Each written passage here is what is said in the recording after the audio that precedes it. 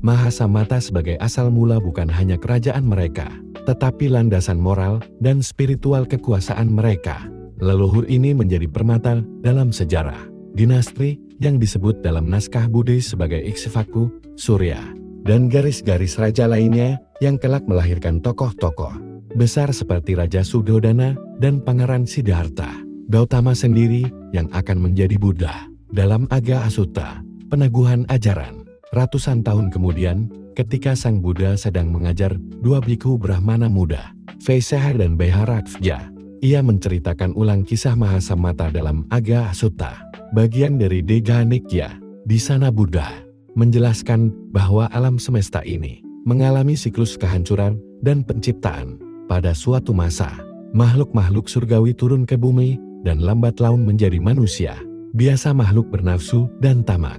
Ketika masyarakat mulai rusak oleh ketamakan, mereka berkumpul dan memutuskan untuk memilih satu di antara mereka yang paling baik untuk menjaga keadilan dan ketertiban. Maka mereka memilih Mahasamata yang dipilih bersama. Ia menjadi raja pertama, bukan karena kelahiran ilahi atau keturunan dewa, tapi karena pemilihan oleh rakyat sebuah ajaran radikal yang ditegaskan Sang Buddha sendiri, bahwa kekuasaan bukan dari langit, tapi dari konsensus dan moralitas. Pengaruh Mahasamata di Asia Selatan bagi banyak kerajaan di India, Sri Lanka, Burma, dan bahkan Tibet.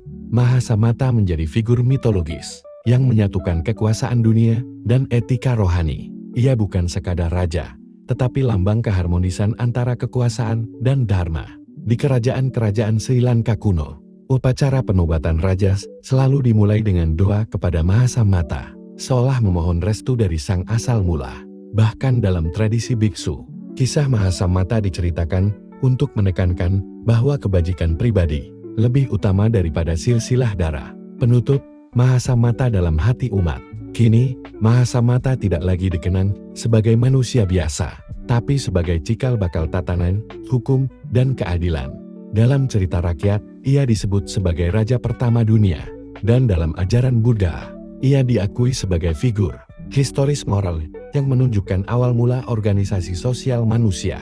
Ia tidak mendirikan istana dari emas, tapi menanam benih etika dan keadilan dalam tanah sejarah. Dan benih itu tumbuh dalam berbagai bentuk, dalam ajaran dharma, dalam hukum kerajaan, dan dalam suara hati manusia yang mencari kebenaran di tengah kekacauan.